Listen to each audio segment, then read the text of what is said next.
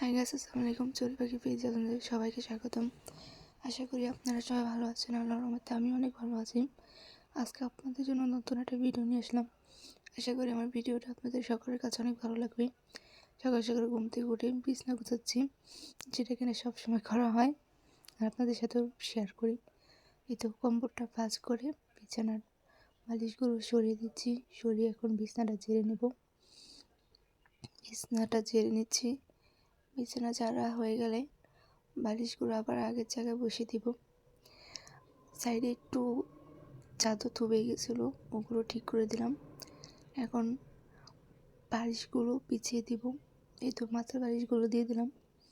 এখন কুল বালিশটা দিয়ে দিচ্ছি। আমার আবার কুল বালিশ ছাড়া ঘুম হয় না রাত্রে। কম্বলটা দিয়ে ড্রেসিং টেবিলটা গুছাচ্ছি, একটু এলোমেলো হয়ে গেছে। এই তো ড্রেসিং টেবিলটা গুছিয়ে আমি আমার ঘরের গুছানো শেষ। এখন দুপুর দিকে আমি রান্না করতে চলে এসেছি। আজকে পাঙ্গাস মাছ ভুনা করব, সেই জন্য তেল পেঁয়াজ কুচি দিয়ে দিলাম। পেঁয়াজটা একটু ভালো মতো নেড়ে চেড়ে দিয়ে দেবো। পেঁয়াজটা হয়ে আসলে আদা রসুন বাটা দিয়ে দিব পরিমাপ মতো। এই তো কিছুক্ষণ কষিয়ে নিব। কষানো হয়ে গেলে এখন পরিমাপ মতো লবণ দিয়ে দিচ্ছি। লবণটা একটু নাড়াচাড়া দিয়ে আবার কিছুক্ষণ কষিয়ে নিব। এই তো কষানো শেষ লবণ দিয়ে। এখন হলুদের গুঁড়ো দিয়ে দিলাম। হলুদের গুঁড়ো দিয়ে একটু নাড়াচাড়া দিয়ে দিচ্ছি। তারপরে সামান্য একটু পানি দিয়ে দিচ্ছি, যে হলুদের গুঁড়োটা না পুড়ে যায়। তারপরে মরিচের গুঁড়ো দিয়ে দিলাম।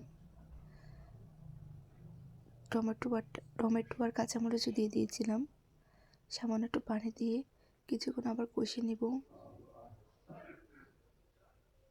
কষানো হয়ে গেলে এখন কুটে রাখা মাছগুলো ভালো করে ধুয়ে রেখেছিলাম, সেগুলো দিয়ে দিচ্ছি। এটা হচ্ছে পাঙ্গাস মাছ।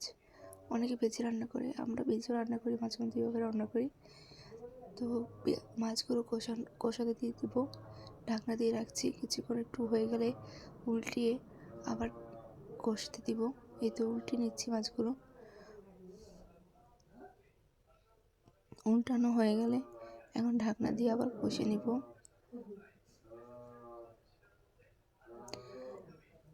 মাছগুলো যদি নিচে না লেগেছে সেজন্য একটু সামান্য পানি দিয়ে এখন ঢাকনা দিয়ে রাখছি। ঢাকনা সরিয়ে আবার একটু নাড়াচাড়া দিয়ে দিচ্ছি, যে নিচে দিয়ে না লেগে যায়, মানে পুড়ে যে না যায় সেজন্য। এখন পরিমাপ মতো পানি দিয়ে দিব। পানি দিয়ে কিছুক্ষণ ঢাকনা দিয়ে রাখবো। পানি যতক্ষণ না উতরাচ্ছে, ঢাকনা সরিয়ে দেখি পানি উতরে গেছে, সেজন্য ধনেপাতা কুচিগুলো দিয়ে দিলাম। কিছুক্ষণ জাল দিয়ে নামিয়ে ফেলবো। এই তো আমার তরকারি রান্না শেষ।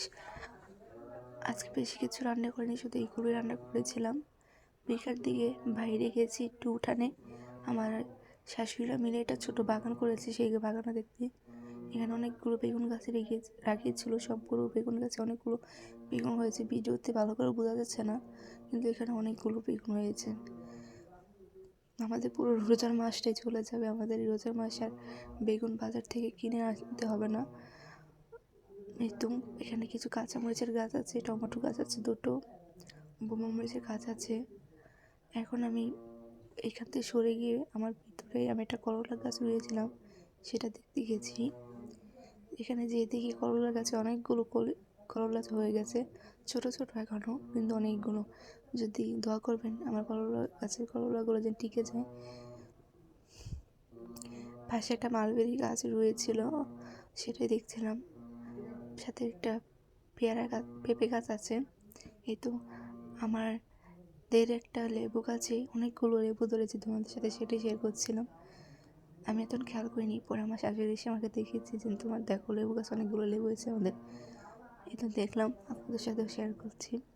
পাশে একটা কমলা গাছ আছে ছোট, ওই কমলা গাছে অনেকগুলো কমলা ধরেছে, দেখে খুব ভালো লাগতেছে। যদি আল্লাহ টিকিয়ে রাখে কমলাগুলো। আজকে আপনাদের কাছে এখানে বিদায় নিচ্ছি। আশা করি ভালো থাকবেন। আসসালামু আলাইকুম।